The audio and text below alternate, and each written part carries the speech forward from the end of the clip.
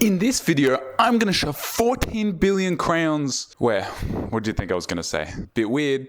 Just a bit weird. Why would you shove crayons anywhere? Let's be honest. Hey, it's been a while as well. Oh my gosh, it's another video of someone complaining about AI. Big shocker. There's none of those on the internet. Oh my gosh, never seen that before. Sorry, just getting some messages from the wife. That's not even fun. It seems like there's this massive pull today. Either you hate AI or you absolutely love AI and you will literally inject it into your veins if you could. Controversial opinion. I don't really sit anywhere except I sat there. I did.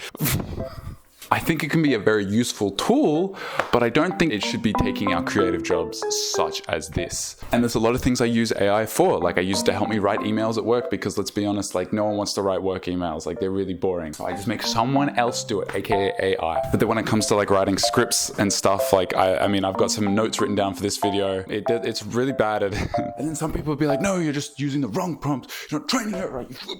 It's like, yeah, but at what point am I wasting more time giving it context so that it can write how I want it to? Only has to do it one time. You only have to figure it out one time. It's like I'd rather just do it myself. I'd rather just deal with the struggles because then I can change things on the spot.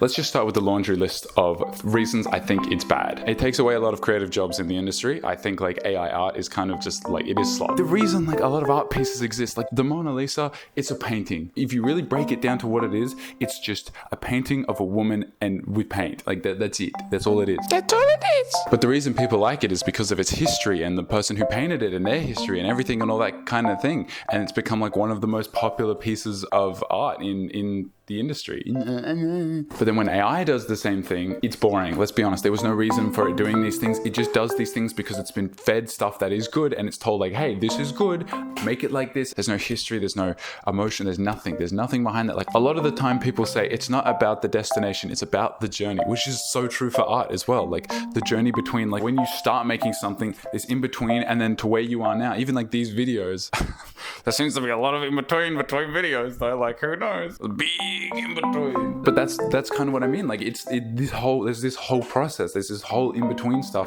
of what you do, and AI just completely eliminates all of that. It takes everyone's past, jams it into a piece of trash, and then you get some soulless, lifeless stuff. Like it's cool, but then you're like, oh, I want to know more about this stuff, and it's just like, oh yeah, someone put a prompt into ChatGPT. Bro, I hate trying to get like stock photos and then like the website is just full of just slop. Like who wants this stuff? And then there's these people calling themselves prompt engineers. Like I'm a prompt engineer. We have so many prompt engineers. Like brother, you didn't learn anything.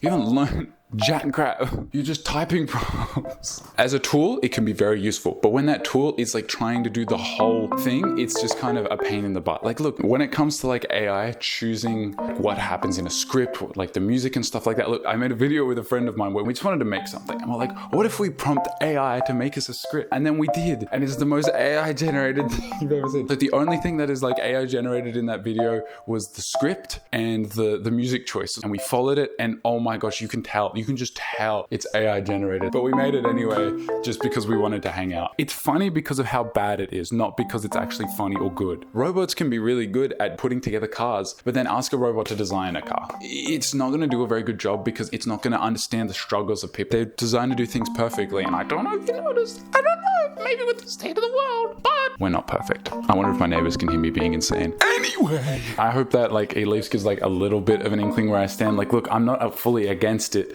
I just don't think it is something to be relied on or be like the sole driving point of a creative piece. I just want AI to exist to do the things that I don't really want to do. The fun part about being creative and making videos like this is the challenge of making it, not just writing a prompt, waiting for like 40 seconds and then it makes your thing for you and then you move on. I would much rather start a billion of these videos that are trash or garbage and never upload them rather than write a prompt and take me a day to finish a project I'm not even going to care about. The only struggles will be like, oh, I spelt this wrong. Oh, it didn't talk about what I wanted. The life of a prompt engineer. How about you prompt yourself a bridge and jump? At the end of the day, art is seeing other people's stuff, taking the stuff that you like, and then making your own thing out of it, which becomes a unique thing on its own, which will go to inspire other people. Anyway, the actual point of this video is the fact that like in the past couple years, AI has made me want to be more creative. Like you might not see it on this channel. In my personal life, I've been learning a lot more. I've been more creative. I've been learning how to use like new programs. I used to use the Adobe stuff for ages, and then they kept hiking their prices, and I'm just so sick of their business practice. I'm so done.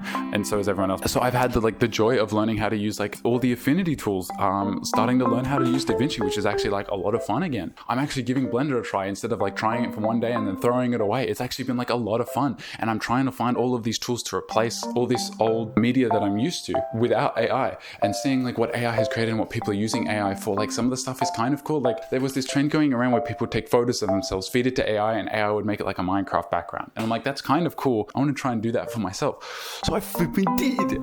I took this photo of me and my brother, of me kicking him, and I just tried to put it in Minecraft in Blender. Look, is it perfect? No, but it's also like my first time doing something like this, and I don't think it came out terribly. Look, because I'm waving my arms, I'm so happy about it. There's a lot of improvement to be made and stuff, but that's the fun thing. I get to figure that out. I get to do that kind of stuff. I get to learn from my mistakes. Improvement isn't something that anyone really wants to do. Creativity is a sacrifice you have to make, and AI art does not have any sort of sacrifice. The only thing you're sacrificing is your little fingers and waiting 40 seconds. That's not a sacrifice. That's just a waste of time. When you actually finish something, like you spend all of this time and you actually finish something, there's just something about like being like, yes, I've made this thing. No, it's not perfect. I mean, like that's something I need to do. Like this video, it's definitely not going to be perfect, or like even the exact subject I want to talk about. Like even as I was like writing the script, I'm like, is this really a great video for my first video back in like ages? But you know what? I'd rather just make it and then move on to something better, because that's what being creative is. Some other things I've made. Here's a poster of the little fella. I made him. This is the kind of stuff that like seeing all this AI slop and all this crap has like inspired me to do. Like, is it a lot? No. But like, I finished something. I finished a couple things. Like it took me a while. Oh my gosh. Why'd I write so much? Oh. As much as I'm sick of AI, I'm also sick of like the argument of like you're either in or you're out with AI. No, I think you can be in the middle. The fact that it's helping solve equations, like helping cure stuff, it's great. I think it's great to use an adequate amount, and that's about it. Like a little bit here and there, a little bit to help me. Like sometimes I'm like, I want to make pasta, and sometimes it tells me to boil the oil and then put like the pasta sauce in there. That's not correct, but it might tell me that because it also gaslights you sometimes. And then you correct it, and it's like, you were so right, King. Slay. It's like you knew it was right and you lied to me. But like, look, I also understand that maybe when you're starting out and it can be scary. You see all of these people that are like up here and you're starting all the way from down here. I think it's time we let ourselves be creative again. I think it's time that we stop relying on AI to get us to here. AI should be a tool, no more than I'm sitting on a seat so I don't have to stand. I don't want to rotoscope the same thing over and over again. AI should be a tool to help you do stuff, not to be the thing that is making the thing. There's free stuff like DaVinci, like Affinity, like Blender. You can just like open up Google Docs and start writing. There's so much free stuff these days. You have a phone in your pocket, but it's not high quality. You know the amount of people that are trying to imitate low quality? Like, look, I have this little thing. It's a Kodak Charmera. These things were like all popular on TikTok and stuff. It was like a trend. You can make a style. That's the fun part about being creative. You can have a style. I don't need this microphone. I have a phone. I've used this thing in past videos to just talk into, and it's great because if you have notes, you're just like talking and you can flip it around, take your notes and then flip it back. This stuff is just kind of fun. I've taken so many memories on this little thing. Like, look, I'm recording on it right now. Let's flip. Like look at the video quality of this thing. It's just a fun thing. Let's just film the rest of the outro just to prove that you can just do anything on this. It's not just about having a good camera and having all this stuff. It's also about like what you can create with what you have. How am I supposed to use my phone if I'm filming with it? You can get creative. Like if you want, you can make a flipping toilet roll tube to your phone. It might sound echoing, it might look stupid, but that's a style. You being creative and coming up with solutions becomes a style that people want to replicate. It's a journey, and you have to learn to hit a couple speed bumps in order to get there. That's the only way. You're gonna have to change a tire every now and then. You will fail. Times are gonna suck, but what really matters is that you get up and you keep trying. But like, let's be honest, at the end of the day, will we really have to worry about AI for much longer? Because ChatGPT is going broke and so is everyone else. All right.